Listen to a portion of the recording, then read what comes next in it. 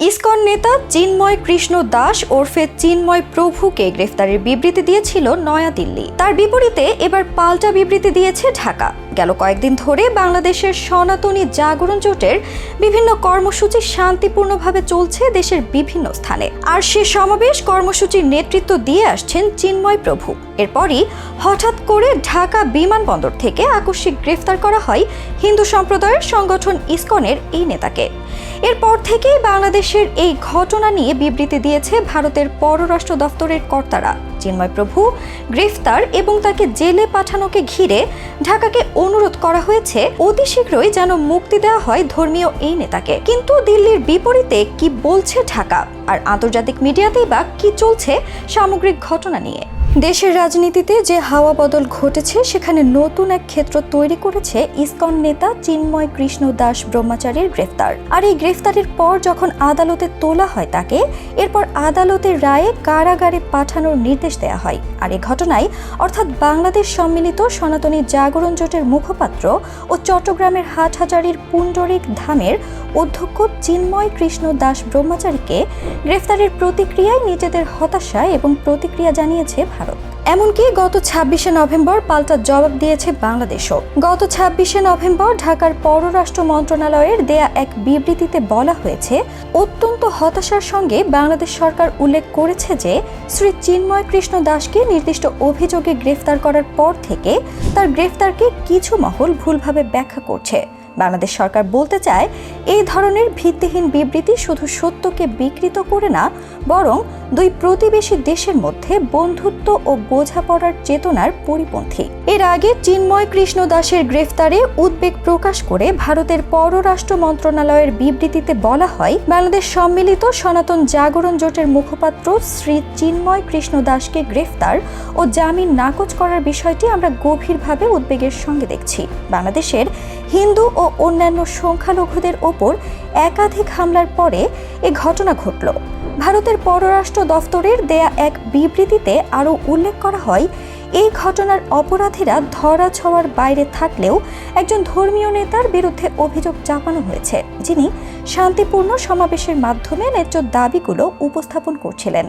হিন্দুসহ সব সংখ্যালঘুর নিরাপত্তা, শান্তিপূর্ণ সমাবেশ ও মত প্রকাশের স্বাধীনতার নিশ্চিতে বাংলাদেশ কর্তৃপক্ষের প্রতি আহ্বান জানানো হয় দিল্লির দেয়া বিবৃতিতে। তবে ভারতের পররাষ্ট্র দপ্তরের দেয়া বিবৃতির প্রতিবাদ জানিয়ে এক বিবৃতিতে ঢাকার পররাষ্ট্র মন্ত্রণালয় বলেছে, বাংলাদেশের অভ্যন্তরীণ বিষয়ে 26শে নভেম্বর গণমাধ্যমে ভারতের পররাষ্ট্র মন্ত্রণালয়ের জারি করা একটি বিবৃতি বাংলাদেশ সরকারের নজরে এসেছে।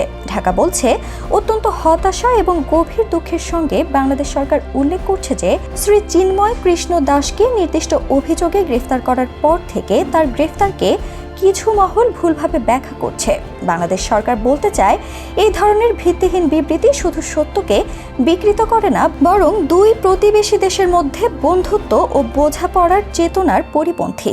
বিবৃতিটি সকল ধর্মের জনগণের মধ্যে বিদ্যমান সম্প্রীতি এবং এই বিষয়ে সরকার ও জনগণের প্রতিশ্রুতি এবং প্রচেষ্টাকে প্রতিফলিত করে না বলে মন্তব্য করেছে ঢাকার পররাষ্ট্র মন্ত্রণালয়। এছাড়াও বিবৃতিতে আরও উল্লেখ করা হয়, বাংলাদেশে জনগণের ওপর গুরুতর মানবাধিকার লঙ্ঘনের বিচারহীনতার যে সংস্কৃতি চলে আসছিল তা সমাপ্ত করার বিষয়ে সরকারের যে দৃঢ় প্রতিজ্ঞা রয়েছে এবং সংখ্যাগুরু ও সংখ্যালঘুদের একই নজরে দেখার যে দৃষ্টিভঙ্গি রয়েছে, ভারতের বিবৃতি সেটি সম্পূর্ণ উপেক্ষা করেছে।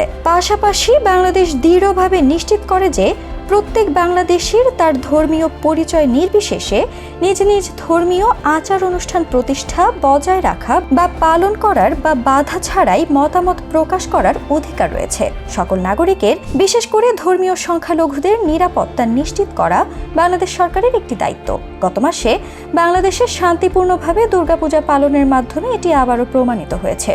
দিল্লির বক্তব্যের দেয়া প্রতিক্রিয়ার পাল্টা জবাবে ঢাকার দেয়া প্রতিক্রিয়ায় জানানো হয়, বাংলাদেশ সরকার আবারও বলতে চায় যে দেশের বিচার বিভাগ সম্পূর্ণ স্বাধীন এবং এটি বিচার বিভাগের কাজে হস্তক্ষেপ করে না। প্রশ্নাধীন বিষয়টি বর্তমানে আদালতের বিচারাধীন। বাংলাদেশ সরকারও দেশের সাম্প্রদায়িক সম্প্রীতি সমুন্নত রাখতে প্রতিশ্রুতিবদ্ধ। এদিকে চট্টগ্রাম আদালতে চিন্ময় প্রভুর মুক্তির দাবিতে আন্দোলন চালাচ্ছে হিন্দু ধর্মাবলম্বীরা। পরবর্তীতে আদালতের রায়ে চিন্ময় প্রভুকে গ্রেফতার করে কারাগারে পাঠানোর রায়ে উত্তাল হয় আদালত প্রাঙ্গণ। আইন শৃঙ্খলা রক্ষাকারী বাহিনীর সঙ্গে শুরু হয় সংঘাত, যে সংঘাতে চট্টগ্রামে অ্যাডভোকেট সাইফুল ইসলাম আলিফ নামে একজন আইনজীবী নিহতের ঘটনা ঘটে, যে ঘটনায় রীতিমতো দুই ভাগে বিভক্ত হয়ে উঠেছে বাংলাদেশ। আর আইনজীবী নিহত হবার পর নানা ধরনের মিথ্যে সংবাদ পরিবেশন এবং গুজব ছড়ানো হচ্ছে উদ্দেশ্য প্রণোদিতভাবে। আর এসবকে কেন্দ্র করে সাম্প্রদায়িক সম্প্রীতি বিনষ্ট করে সাম্প্রদায়িক বিষ বাষ্প ছড়ানো হচ্ছে। এমনকি ব্রিটিশ গণমাধ্যম রয়টার্সেও আইনজীবী সাইফুল ইসলাম আলিফের নিহতের ঘটনাকে ভুলভাবে উপস্থাপন করা হচ্ছে বলে মনে করে ঢাকা, যেখানে বলা হচ্ছে এই আইনজীবী ছিলেন ইসকন নেতা চিন্ময় প্রভুর আইনজীবী, কিন্তু ব্যাপারটি তা নয়। আর এসব মিথ্যে তথ্য ও অনলাইনে ছড়িয়ে পড়া গুজবে ভর দিয়ে ছড়িয়ে পড়েছে সহিংসতা, তাণ্ডব চালানো হচ্ছে হিন্দু সম্প্রদায়ের বিভিন্ন মন্দির ও স্থাপনাতে। আর আইনজীবী আলিফের নৃশংস হত্যাকাণ্ডে বাংলাদেশ সরকার গভীরভাবে উদ্বিগ্ন। যে কোনো মূল্যে ধর্মীয় সম্প্রীতি বজায় রাখার জন্য বন্দর নগরীতে নিরাপত্তা জোরদার করেছে স্থানীয় আইন শৃঙ্খলা রক্ষাকারী বাহিনী।